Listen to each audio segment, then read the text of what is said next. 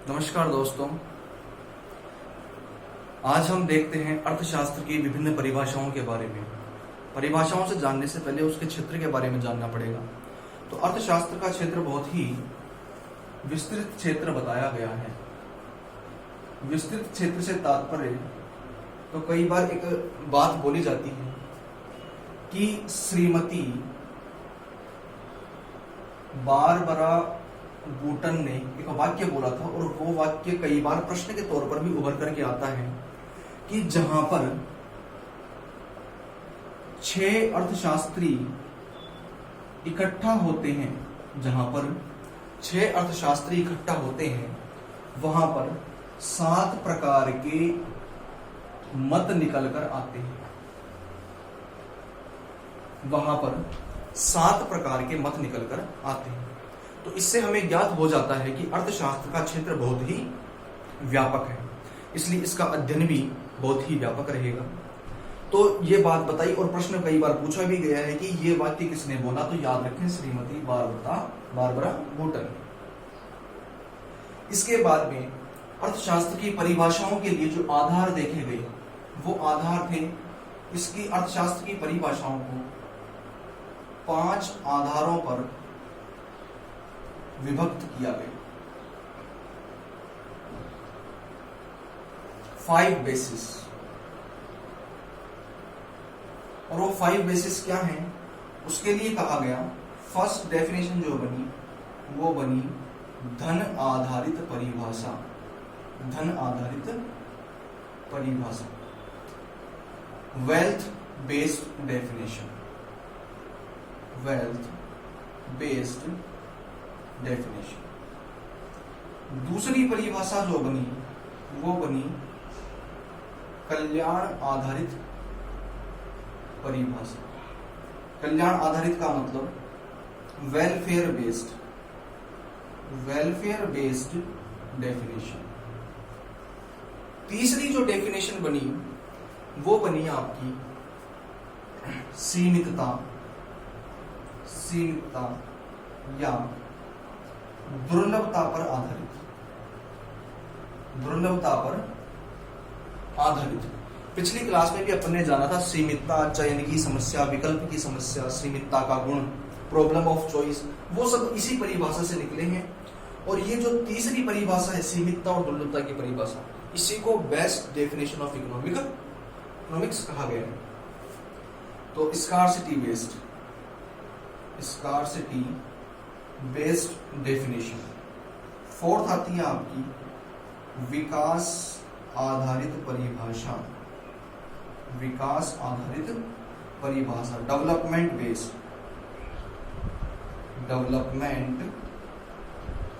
Based definition. और last में आती है आवश्यकता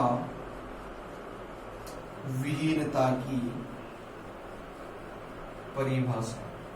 तो ये आवश्यकता विहीनता, वांटलेसनेस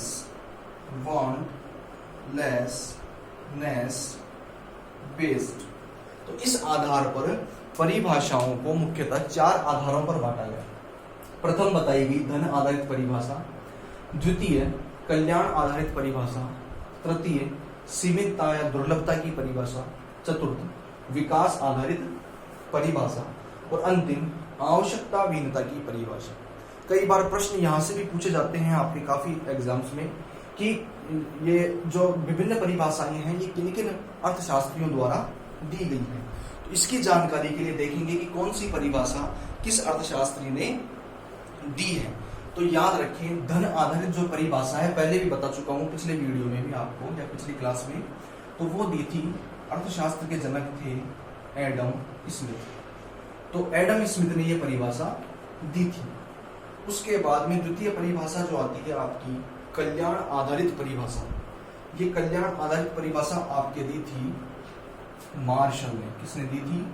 मार्शल ने।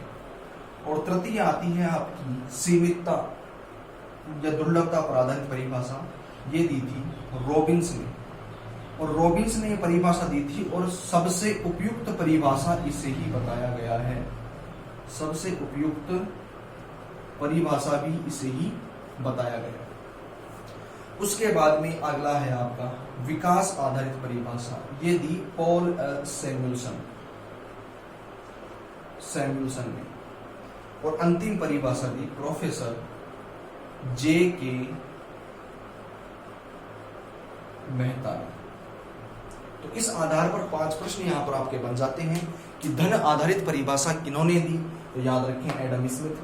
कल्याण आधारित परिभाषा मार्शल ने। सीमितता या दुर्लभता पर आधारित जो परिभाषा है वो दी रॉबिन्सन ने।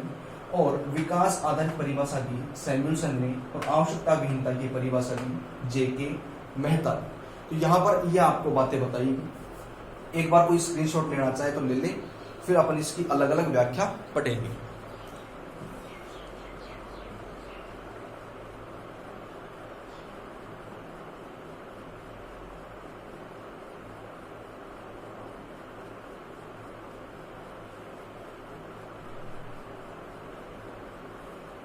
जी, अब पहली जो परिभाषा है उसको विस्तृत रूप में देखते हैं अपन। और पहली परिभाषा अपनी धन आधारित परिभाषा है। तो धन आधारित परिभाषा के लिए कहा गया धन आधारित परिभाषा, wealth based definition, wealth based definition. ये परिभाषा एडम स्मिथ ने दी थी और वालरा J.S. मिल ये इसके क्या थे, समर्थक थे। वालरा, J.S. मिल, जेबी से ये कुछ अर्थशास्त्री थे जो एडम स्मिथ की धन आधारित परिभाषा से सहमत थे। और इन्होंने, एडम स्मिथ ने इसको, अर्थशास्त्र को धन का विज्ञान बताया। तो कई बार प्रश्न आ जाता है धन का विज्ञान किसने कहा, अर्थशास्त्र को। तो याद रखें साइंस ऑफ वेल्थ। तो ये परिभाषा एडम स्मिथ ने दी थी। और एडम स्मिथ ने यहां पर किस किस की बात कही, धन का उत्पादन, धन का उपभोग, आर्थिक मानव और धन कल्याण आदि बातें, या धन पर केंद्रित सारी जो बातें हैं वो किसने बताई आपको, एडम स्मिथ ने ही बताई। उसके बाद में जो दूसरी परिभाषा आती है वो है आपकी wealth based definition, sorry welfare based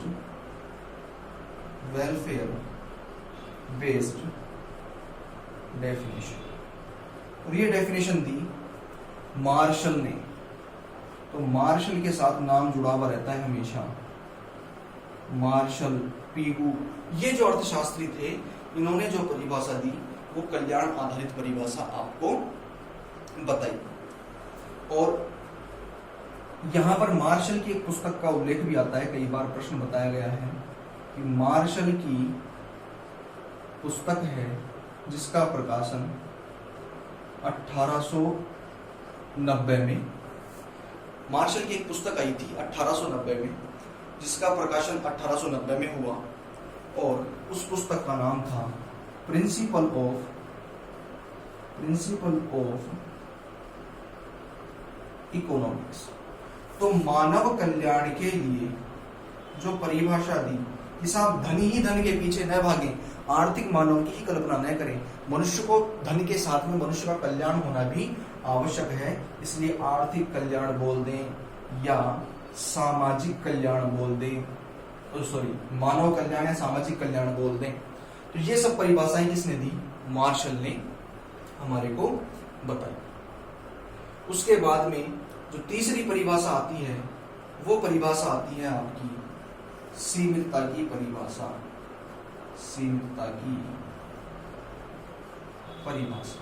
और सीमितता में वही बातें हैं सारी, सीमितता की परिभाषा में वही सारी बातें हैं कि हमने पढ़ा है कि साहब हमारे उद्देश्य क्या हैं, असीमित उद्देश्य हैं या अनेक उद्देश्य हैं, अनेक उद्देश्य हैं, मतलब हमारी आवश्यकताएं कैसी हैं, असीमित हैं, आवश्यकताएं असीमित हैं, और उनको पूरा करने के लिए जो संसाधन हैं वो कैसे हैं हमारे पास में, सीमित हैं। संसाधन कैसे हैं, सीमित है, दुर्लभ है, मतलब कमी है संसाधनों की। इसलिए हम क्या करते हैं, सीमित संसाधनों से हमारे असीमित आवश्यकताओं की पूर्ति करते हैं, और इसके लिए हमारा क्या करना पड़ता है, संसाधनों का वैकल्पिक प्रयोग करना पड़ता है। ये याद रखें भाई, संसाधनों का वैकल्पिक प्रयोग करना पड़ता है। क्यों? क्योंकि संसाधन हमारे पास में क्या है, सीमित है। तो पूछ सकता है कि जब ऐसी स्थिति होगी कि संसाधन सीमित हैं और आवश्यकताएं असीमित हैं, तो उसका हल क्या होगा, हल यही होगा कि संसाधनों का प्रयोग कैसा किया जाए, वैकल्पिक प्रयोग किया जाए। और साधन आप लोग जानते हैं, आपको पढ़ाया है उत्पादन के साधनों के रूप में। तो ये 3 परिभाषाएं हो गई, स्क्रीनशॉट लेना चाहे तो ले लें, फिर नेक्स्ट पढ़ते हैं आगे।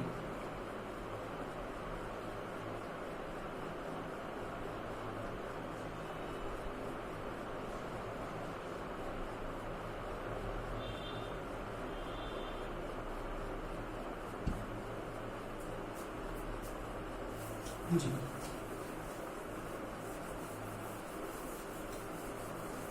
अगली जो परिभाषा हमारे को बताई गई है वो परिभाषा हमारी विकास आधारित परिभाषा है। 4th डेफिनेशन, डेवलपमेंट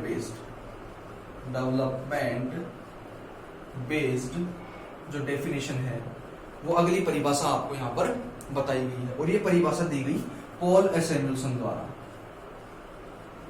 पॉल सैमुएल्सन, तो सैमुएल्सन ने आपको विकास आधारित परिभाषा दी, और उसने कहा कि विकास के आधार पर हम जानेंगे कि 2 अर्थव्यवस्था आपको पढ़ाई थी, विकासशील अर्थव्यवस्था, डेवलपिंग विकासशील अर्थव्यवस्था, और विकसित अर्थव्यवस्था। इनके बारे में आपने जाना था। अर्थव्यवस्था के प्रकारों में आपको ये बातें हमने बताई थी। तो ये डेवलपमेंट बेस्ड जो डेफिनेशन है वो किसने दी थी आपको, सैमुएल्सन ने दी थी। और इसके बाद में जो बात बची वो आती है कौन सी, वांटलेसनेस, आवश्यकता विहीनता। वांटलेसनेस, आवश्यकता विहीनता की परिभाषा, और ये परिभाषा दी प्रोफेसर J.K. मेहता। और मेहता साहब बताते हैं हमारे को कि साहब व्यक्ति की सभी आवश्यकताओं को पूरा नहीं किया जा सकता, संसाधनों की कमी है, और हम भारतीय लोग जो है वो क्या कर लेते हैं, अपनी आवश्यकताओं में ही कमी कर लेते हैं। तो जो संसाधन हमारे पास उपलब्ध होते हैं उन्हीं संसाधनों में क्या हो जाती है, हमारी आवश्यकता की पूर्ति हो जाती है। ऐसी बात हमारे को किसने बताई, प्रोफेसर J.K. मेहता ने। इसलिए जो 5वीं परिभाषा इस खंड में बताई गई वो आपको आवश्यकता विहीनता की परिभाषा जो कि J.K. मेहता ने बताई। तो ये हमारा स्वयं का मत है, हमारी प्राचीन अवधारणा से जुड़ा हुआ है, इसलिए ये परिभाषा आवश्यकता विहीनता की 5वीं परिभाषा है। तो इस प्रकार हमने 5 परिभाषाएं देखी आपकी। पहली देखी अपन ने वेल्थ बेस्ड, दूसरी वेलफेयर बेस्ड, तीसरी स्कार्सिटी बेस्ड, और चौथी जो देखी हमने वो डेवलपमेंट बेस्ड, और 5th वांटलेसनेस बेस्ड हमने डेफिनेशन देखी।